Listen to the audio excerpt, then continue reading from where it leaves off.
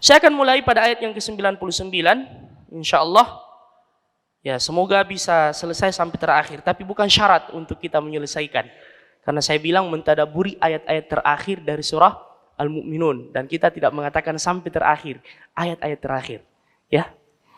Andaikan satu ayat saja kita ambil ini sudah luar biasa. Baik. Surah Al-Mu'minun, surah yang keberapa? 23. Terdiri dari berapa ayat? 118 ayat. Terdapat pada juz yang ke-18. Mengapa disebut Al-Mu'minun? Karena di awal surahnya Allah menyebutkan qad aflahal mu'minun. Sungguh beruntung orang-orang yang beriman. Al-Mu'minun itu jamak dari kata mu'min. Mu'min satu, mu'minani dua, mu'minuna banyak. Sungguh beruntung orang-orang yang beriman. Baik.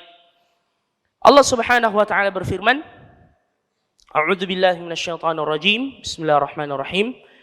Hatta idza jaa ahadahumul maut qala rabbirji'un. Ya, yang bawa mushaf silahkan diikuti. Yang bawa handphone silahkan diikuti lewat gadgetnya. Matikan dulu paket datanya. Ya, supaya tidak buka-buka WhatsApp. Baik. Tapi Masya Allah saya pernah melihat ada ikhwah yang setiap saya ta'lim sibuk dengan HP-nya. Saya sempat agak kurang serak. Namun ternyata dia menulis rangkuman pengajian itu lewat HP dan setiap selesai pengajian di-share ke ikhwah yang lain. Luar biasa. Tapi tidak semua begitu. Tidak semua begitu. Baik. Allah berfirman, sampai ketika kematian mendatangi salah seorang di antara mereka. Ya, dan kita semua akan didatangi oleh kematian. Mau tidak mau. Tidak pandang umur. Tidak pandang usia. Yang tua, yang muda, yang sehat, yang sakit. Semuanya akan didatangi oleh al-maut.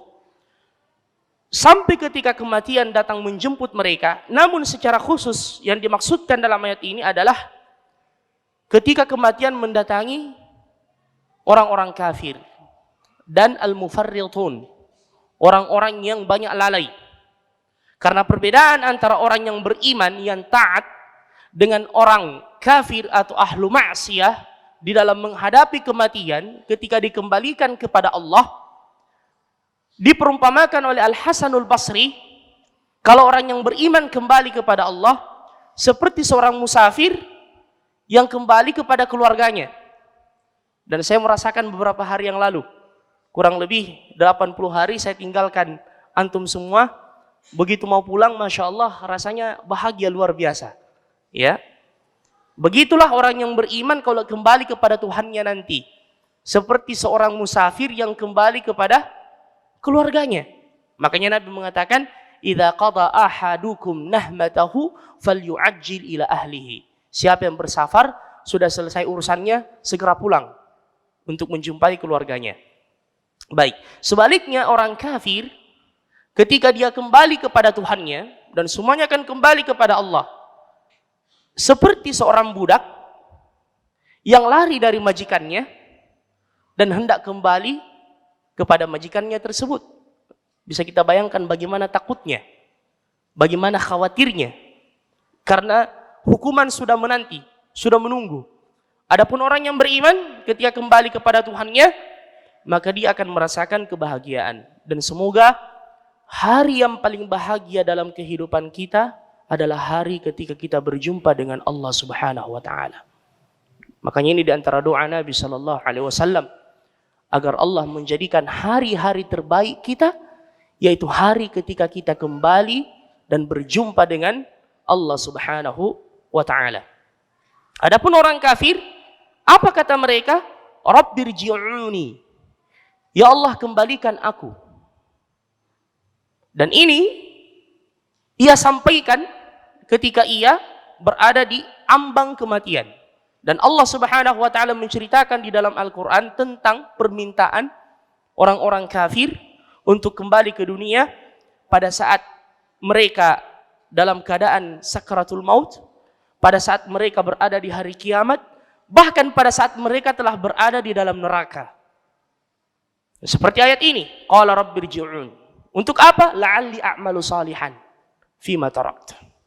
Bukan untuk kembali melanjutkan bisnisnya yang terputus atau menyempurnakan rumahnya yang belum selesai dibangun. Bukan. Sebagaimana firman Allah, wa anfiqu mimma razaqnakum, dan infakkanlah apa yang direzekikan kepada kalian min qabli ayyatiya ahadakumul maut, sebelum kematian mendatangi salah seorang di antara kalian, fayaqula, baru dia berkata, fayaqula rabbi laula akhartani ila ajalin qarib.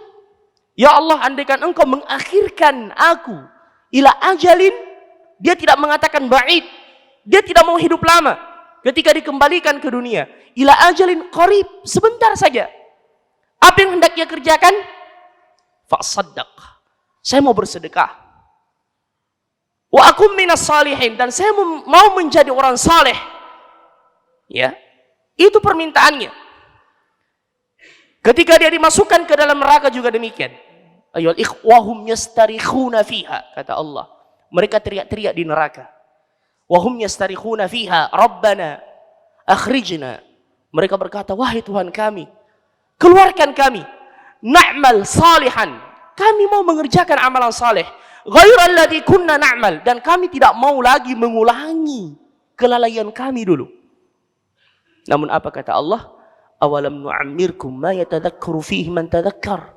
Bukankah kami sudah memberikan kesempatan kepadamu, umurmu dipanjangkan, nu'ammirkum ma yatadhakkar, itu sudah cukup untuk membuat engkau ingat pada Allah. Waja'akumun nadhir, dan peringatan kami sudah datang kepadamu. Ya. Jadi ini penyesalan mereka. Rabbana amattana thnataini wa ahyaitana thnataini fa'tarafna bi dhunubina fahal ila khurujin min sabil. Mereka mengatakan fa'tarafna bi dhunubina.